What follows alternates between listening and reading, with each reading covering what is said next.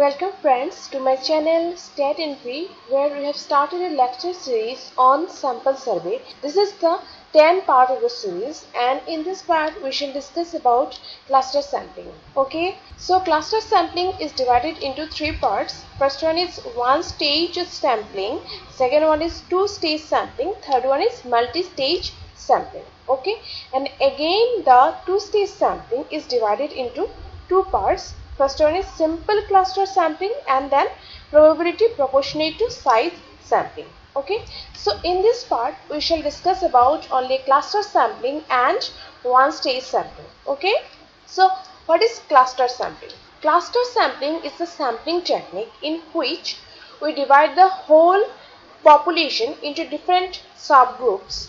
Okay, and these subgroups are known as clusters based on some characteristic of our study. Okay, just for example, if we want to study with respect of sex of the population, then we divide the whole population into different parts based on the sex of our population. Okay, and if we want to study with respect to the educational qualification of the population, then we will divide the population into different levels of education.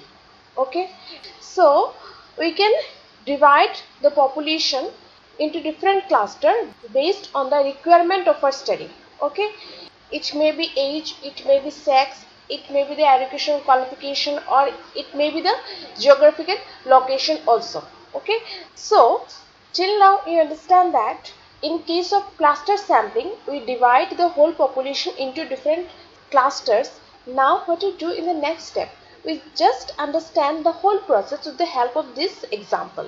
Okay, now suppose for example this is our population. Okay, this is our population and this population is divided into different subgroups like that. Okay, and suppose for example there are 10 subgroups. Okay, that means there are 10 clusters. Okay, in case of cluster sampling, subgroups are known as clusters. Okay, so we divide the whole population into different clusters. Okay, now what we'll do?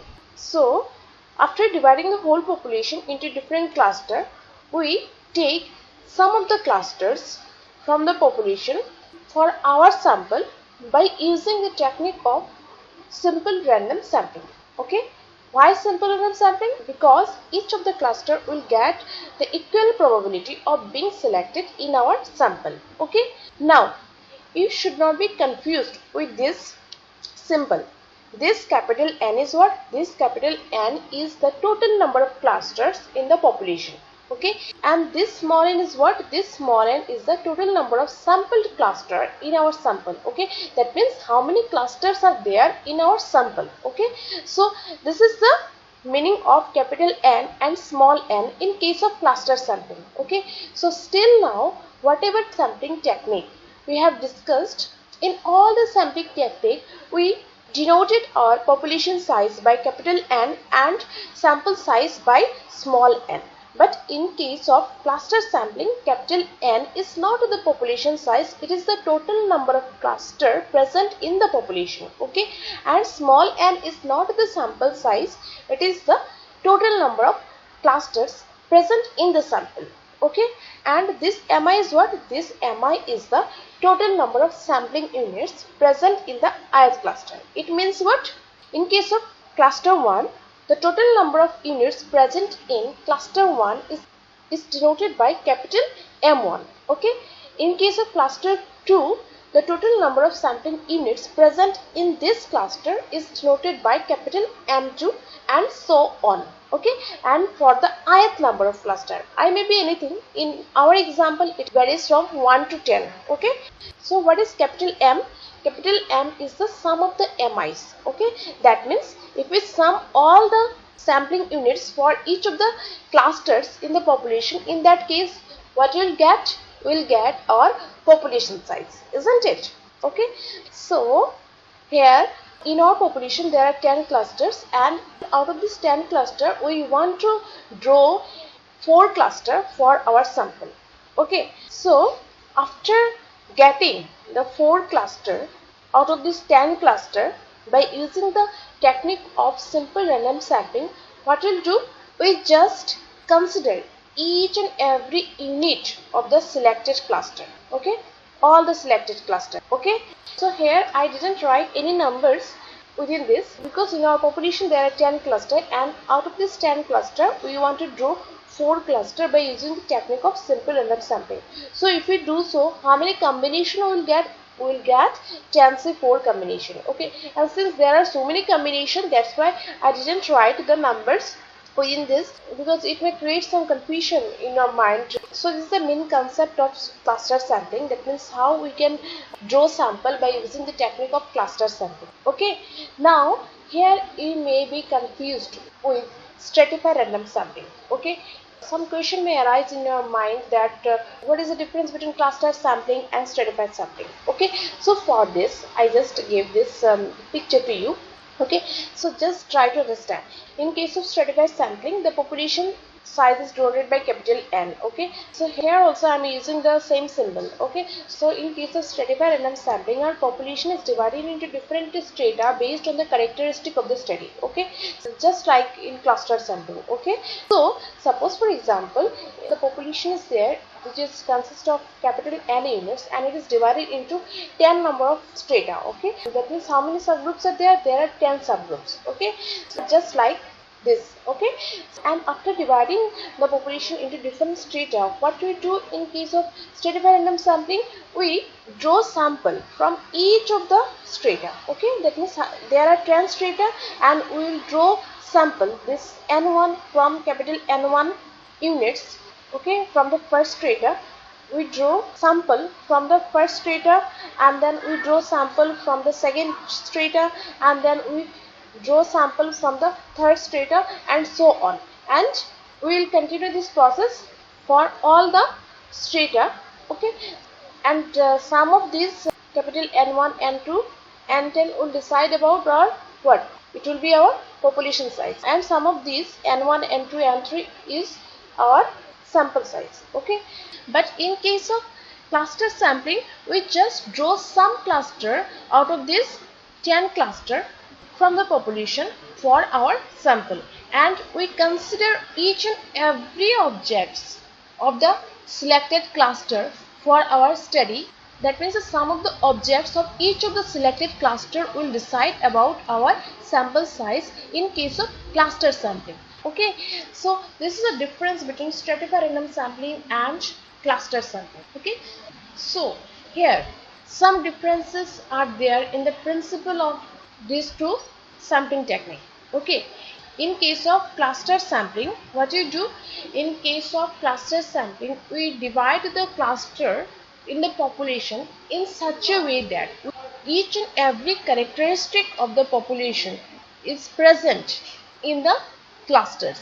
Okay, that means whatever characteristic a population have, we try to divide the cluster in the population in such a way that we get almost all the characteristic of the population within our cluster. Okay, it means what? The clusters are heterogeneous within themselves. Okay, but homogeneous among themselves. Okay, but in case of stratified random sampling, we divide the population into different strata based on the principle that the strata are homogeneous within themselves and heterogeneous among themselves. Okay, what does it mean? It means that whatever units are there in the first strata, they are more or less similar. Okay, but there is a dissimilarity between the units of strata 1 and strata 2, between the units of strata 2 and strata 3, strata 1 and strata 3, like that. Okay, but in case of cluster sampling, we are doing the opposite one. How? Because here we try to make the cluster in such a way that each and every characteristic of the population should present in each of the cluster. And why do so?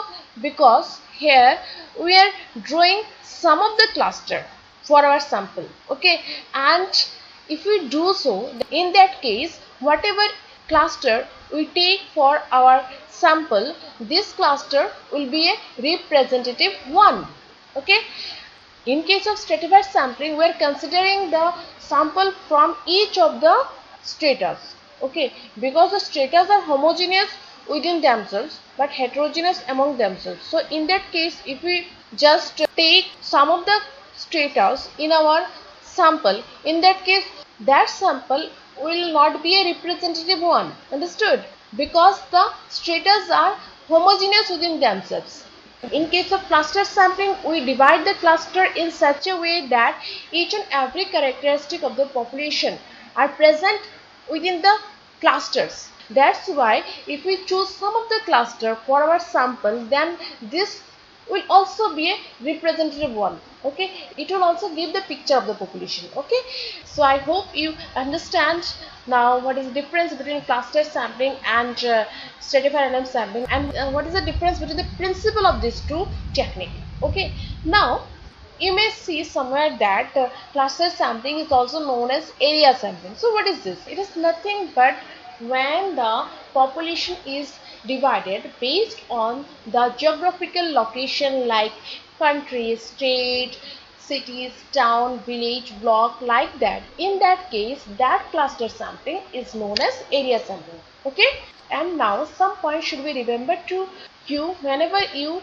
decide about cluster in the population. Okay, so what are these points? First one is that cluster should be as small as possible, consistent with the cost and limitation of the survey. And the second one is that the number of sampling units in each cluster should be approximately same.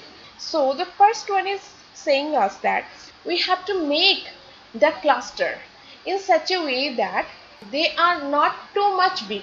Okay, they are small as much as possible, and they are consistent with the cost and limitation of the survey.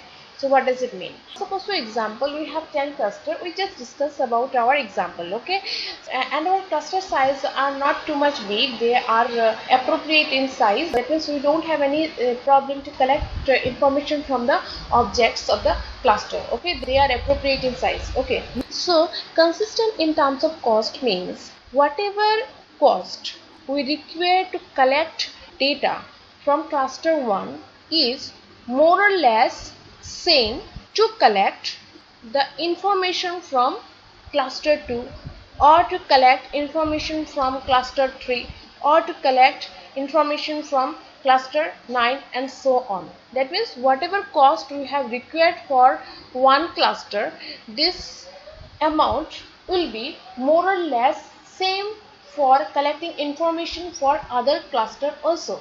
So this is the meaning of consistent in terms of cost. Okay, now consistent in terms of limitation of the survey. It means that suppose for example some of clusters are present in our study which are very rare to assess.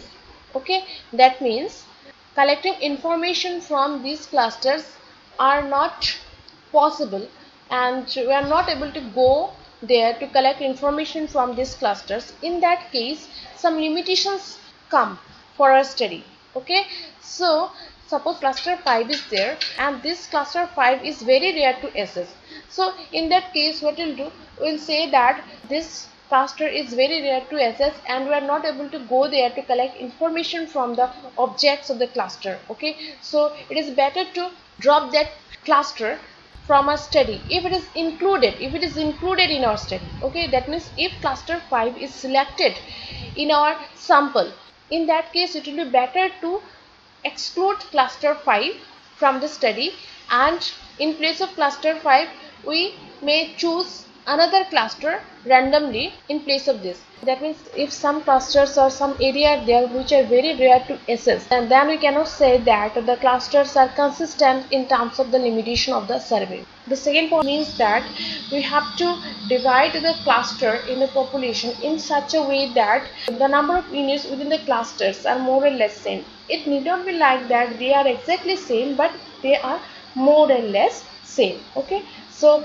you can see this example. Here the population is consist of 10,000 units. Okay, that means total number of units in the population is 10,000 and same 10 clusters are there, and some of the clusters have 1000 units, some of the clusters have 1100 units, 1200 units, and then 800 units, 900 units, like that. Okay, so it may be okay. Here you can see that all the clusters are of different size, but they are not like that. Some of the clusters are very much big in size, some of the clusters are very much small in size. Okay, they are approximately same, so in that case it is okay.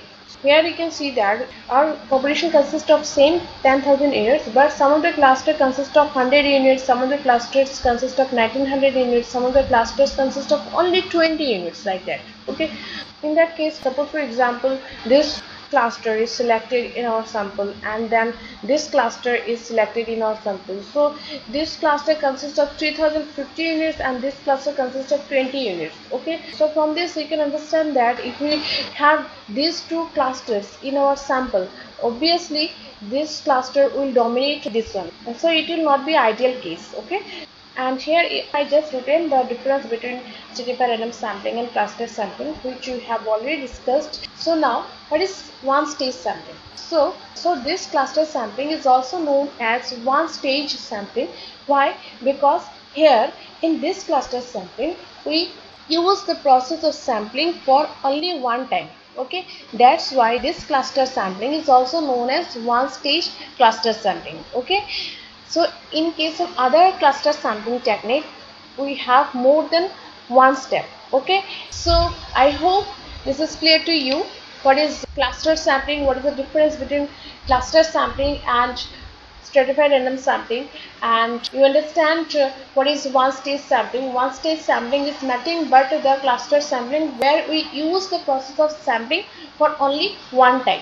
Okay, so I hope you understand all this thing, and if so, then please like, share, and subscribe my channel, and please make comment also, and please watch my video, like my video, so that I'll get motivation to make more videos. Okay, so thank you so much for watching my video. Thank you.